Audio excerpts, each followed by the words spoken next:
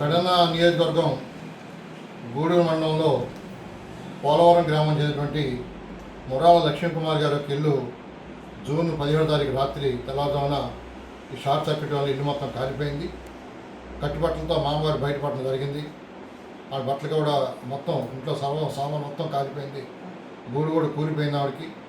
అలా మామగారు లంచెక్ పెంచట్లకి మన దొడ్లపాలెం ఎక్స్ సర్పంచి నాగబాబు గారి మధ్య రావడం జరిగింది. ఈరోజు మా లంచెక్ పెంచట్ల తరఫున ఆ వంట సామాగ్రి, చీరలు, డబ్బులు, నిత్యావసర వస్తువులు మేము వంతుగా అందజేశాము. ఇటువంటి మరి వృద్ధురాలకి ప్రభుత్వపరంగా ఇల్లు నుంచి గవర్నమెంట్ ఒక హౌస్ నిర్మాణం చేయాలని కూడా జిల్లా కలెక్టర్ గారిని కోరుతున్నాము.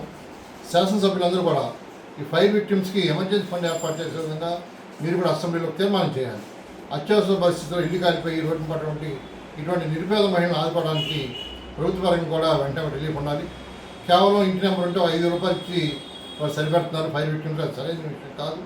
5 రూపాయలతో కనీసం ఇంటి గుమ్మం కూడా రావట్లేదు. వాళ్ళు ఇంట్లో సర్వస్వం కోల్పోయి తినడానికి తిండి లేక, బట్టలు లేక వాళ్ళు రోడ్డు మీద ఉన్నటువంటి అనాథులు వీళ్ళందరూ కూడా వాళ్ళు ఆదుకోవటం వాళ్ళతో అందరూ కూడా సహాయంగా చేయాలని చెప్పేసి కోరుకుంటూ మరి మురాల లక్ష్మీకుమార్ గారికి ఆల్రెడీ చంద్రశెట్టి ట్రస్ట్ వారు కూడా సహాయం చేశారు.